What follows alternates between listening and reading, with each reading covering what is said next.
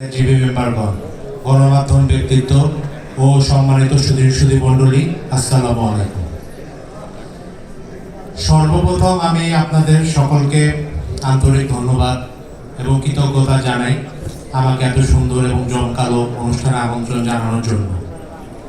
Bangladesh chemical এবং perfumery merchant association একটি অত্যন্ত শক্তিশালী সংগঠন এবং আমি তাদের নবনির্বাচিত কমিটিকে স্বাগতম জানাই। তো আসলে আমরা একটা ক্রান্তিকালের ভিতর দিয়ে যাচ্ছি। 5ই অগস্ট আমাদের মিলন ভাই বললো আমরা বিভিন্ন সময়ে ইউক্রেন রাশিয়ার ওয়ার, তো সব কিছু মিলে আমি একটা ইন্টারেস্টিং ডেটা আপনাদের সাথে শেয়ার করি। Is of doing business and cost of doing business we are 169 out of 189 countries in the world. So তাইলে আমরা বুঝতে পারি যে আমাদের আসলে ব্যবসা করার যে খরচ এবং আমাদের যে ব্যবসার পরিবেশ অত্যন্ত হস্টাইল এবং কঠিন।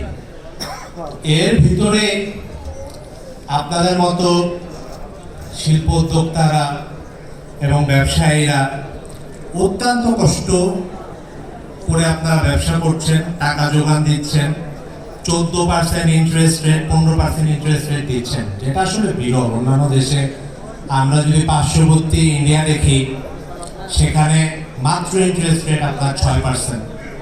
আমাদের ইনফ্লেশন রেট এখন 10%, যেটা পাশের দেশ ইন্ডিয়া পাকিস্তান মাত্র 4.5%।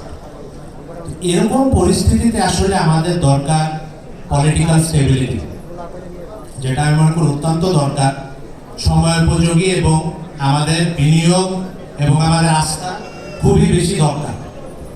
আর আমি আরও আশা করছি যে আমাদের আগামী এফবিসিসি নির্বাচন এবং ব্যবসায়ীদের অ্যাপেক্স বডিতে দ্রুত নির্বাচন হওয়া দরকার এবং ব্যবসায়ী নেতৃবৃন্দ নেতাবৃন্দরা যখন থাকবে আমাদের মাঝে, তখন এই প্রবলেমসগুলো আরো ইজিলি সলভ করা যাবে এবং এফবিসিসিআইকে আসলে একটা ওয়ান স্টপ প্ল্যাটফর্মে আনা সম্ভব, যেখানে একটা ওয়ান স্টপ ডিজিটাল কানেক্টিভিটি থাকবে এবং তাদের ডিভিসি সমাধান, অডিট সবকিছু আমি মনে করি সমাধান করা সম্ভব।